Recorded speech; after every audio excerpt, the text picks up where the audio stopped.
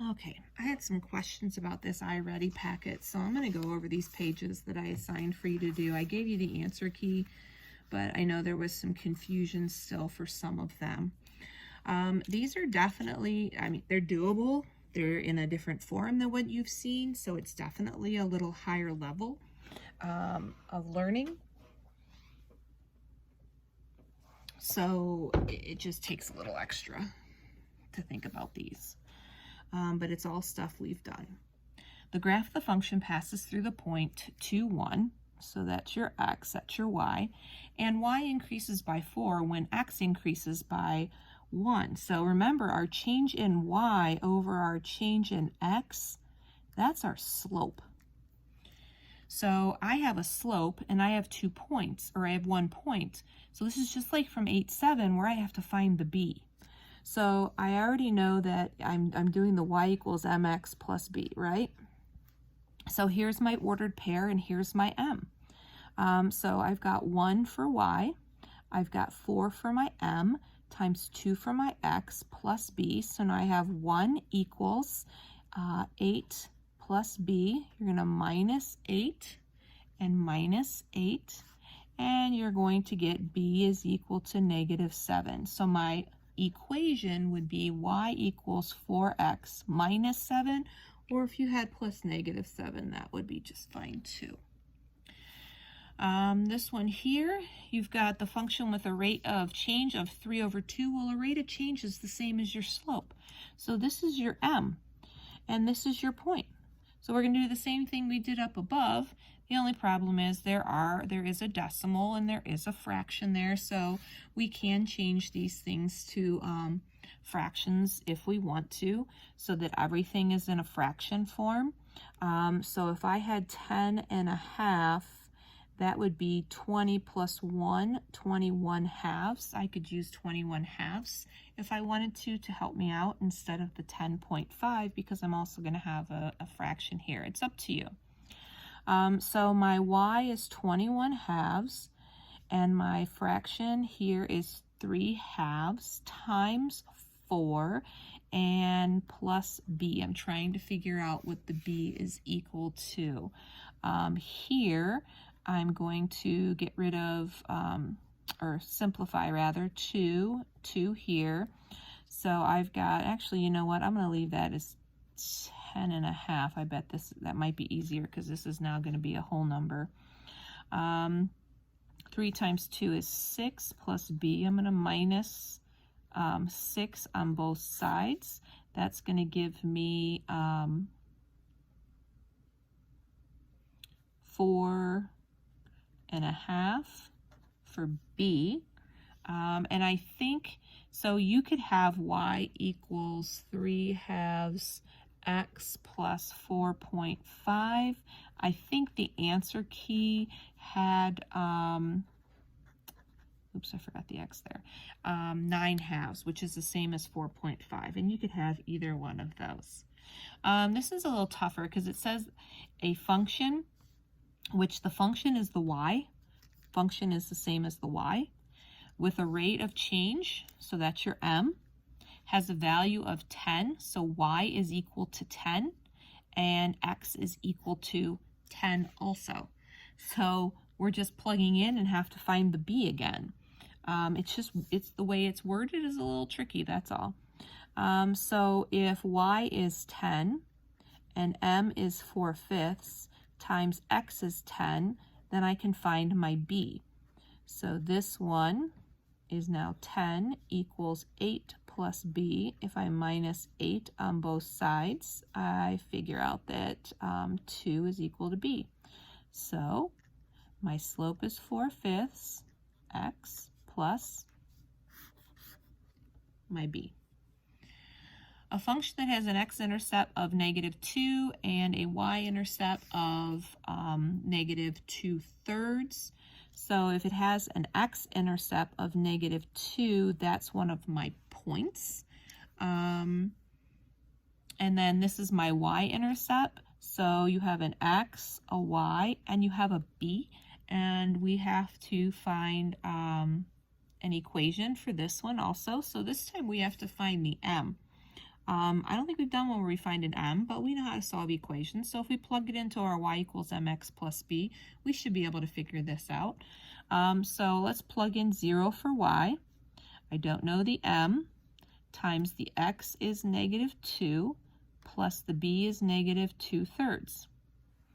I'm going to add 2/3 to get rid of the 2/3 on this side. So now I have 2/3 is equal to -2m. You're going to divide by -2. Okay, that'll cancel out. Now over here, if you don't have a calculator that does fractions, then you got to do it the old-fashioned way. Keep, change, flip. So if you want, cancel out, that's a -1/3. So that's my m. So my equation, y equals -1/3 x plus -2/3, or it could be -2/3. I think they had -2/3 on there. Cameron stops to get gas soon after beginning a road trip. He checks his distance from home 2 hours after filling his gas tank. So I'm going to make a little table over here. This is my x, this is my y. This would be my hours, and this would be my miles. So at some point he's at home, or he's getting gas, and because it says 2 hours after filling his gas tank, but I don't know how far it was from home, so I can't fill this in here. Right now I have to assume we're at a 0 for right now. After 1 hour, I don't know how much. At 2 hours, I know that he was 170 away, and at 3 hours, I know he was 365 away. So what I'm going to do is I'm going to assume that I'm jumping from here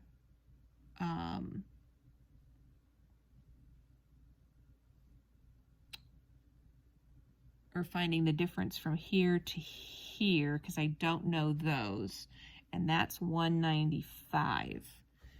Now 3 hours away, because I don't know, 3 hours away is the difference here. Even if this was 0, I'm finding a difference of 195. And so if I divide that, I'm going to get 65. So this one's kind of crazy because you're assuming this is a 0 right now, but it can't be a 0. This is because you're not at home, you're at the gas station, which is a little ways away from home. But my rate would be 65. That would be my slope. So I can pick 1 point, 170 for y, 65 for m, times 2 for x, and we're going to find b. So 170 equals 130 plus b. If I minus 130, I get 40 equals b. So this would be a tougher one. This would be something maybe you'd do next year as an extension beyond this year. This isn't this is 8th grade and algebra material that you would have to do. 65x plus 40. This one's not so bad. We can do these. We did stuff like this, where you have your charity organization holding a benefit. This is how much it receives, and this is how much per ticket. Remember that per is your rate. That's your clue that's your slope. Your rate of change is the same as the slope. And then the amount that they get is the 28,000. So that's that equation there. Now, this continues on, and you'll have answers. You'll need to use that other equation in a bit. Same charity from problem 6 has to pay this much for the banquet and this much per plate. So what's the equation for the amount that they have to spend? So per plate is the rate, and how much they have to spend is the 40, or no matter what, for the banquet hall is 4,700. Now to figure out the profit part, we have to subtract what we had here and here, because it says take the amount earned minus the amount spent. So this is the earned amounts and this is the spent amounts. So we're just going to subtract 225 and 110 and get 115. And we're going to subtract 28,000 and 4,700, and we'll get 23,300. A school pays this much for 250 shirts. This includes a flat rate of $25 for the shipping cost. So this would be like your B, but you have to subtract that from this. So I would take 1,800 divided by 150, and I will have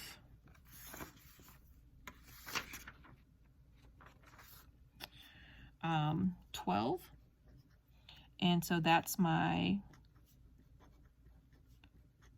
slope, and 25 would be my y-intercept. What does each variable represent? Well, X is the number of shirts purchased. Those are the shirts, right? Those are shirts. And Y would be a total cost. What are the initial value and rate of change of the function? What does each one represent? The initial value would be the 25. Initial value would be the $25. That's the flat rate shipping cost. And then the rate of change is 12, right? And 12 is the cost per t-shirt or shirt, whatever it is. Okay? All right, some more slopes. Now this one here, to find a slope in a table, you still are going to find the difference between the points, but usually what I do is I just see what it's increasing or decreasing by, because that is finding the difference between the two. So this one is going up 30 and this one's going up 5. Remember I told you in a horizontal table the x's are always on the top and the y's are always on the bottom. So my change in the y's is 30, my change in the x's is 5. So my rate of change would be 6, and then it says to state what it represents. That just means the labels, what they are. So the y is feet and the x is second, so feet per second. You can pick any 2 points. It doesn't matter which ones. You could pick the first 2. This one is a change of 18. This one's a change of 2. You could have gone from here all the way over to here. That's 45, and that one is 5. Either way, you would have 18 over 2, or you would have 45 over 5, and guess what? It's still 9. And this is x and y, so what is it? $9 per hour. Okay. If I'm trying to find a rate of change here, I need to do my rise over run. It goes up 2 and over 1. You have to pay attention to what they're counting by. So the rate of change here is 2. Remember, this is your y, this is your x. Y is on top, so it goes first. Miles per hour. This one here, it doesn't matter what point you use, but I'm going up 0.5 and over 1. So 0.5 over 1. If I turn that into a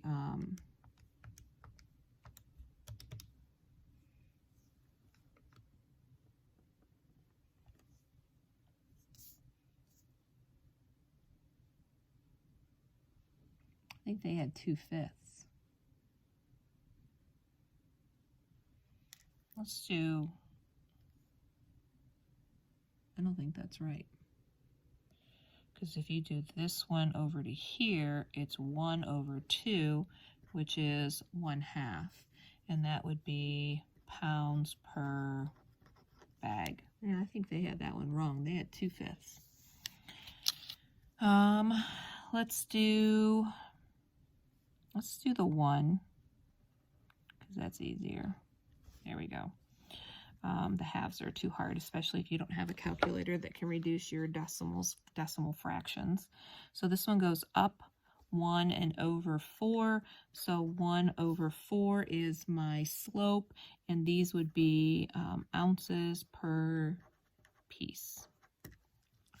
This one here, let's find an easy to read location here. That would be there. Goes up 20 over 1, which would be 20 over 1 or 20, and these would be dollars per ticket. Okay. And the last page, finding the slope of the line for this one. We're continuing on, actually, same exact thing. So let's go here to here. This one goes up 5 and over 3. So that would be 5 over 3. And these would be cycles for the Y per minute. This one here, let's find an easy to read location that looks like there. So we go up 30. We go over 2. 30 over 2 is 15. And these would be games per season. This one here, we start, let's keep going. Oh, that looks like a good spot. I got 20 over 3. Like I said, these are slopes, so we're going to leave it. 20 and 3 can't be reduced, so that's going to stay my slope. And these would be kilograms per board. And this one here, looks like I could go here. Or I could go here. If I don't want to deal with a decimal, let's go up to there. So up 60 over 1. 60 over 1 is 60, and these would be miles per hour. Comparing the slope using a table versus a graph. Using a table, you have the coordinates, and you're going to find the difference between the y values over the x values. When you have the graph, you can just find the difference by doing the rise over the run. Hope that helped.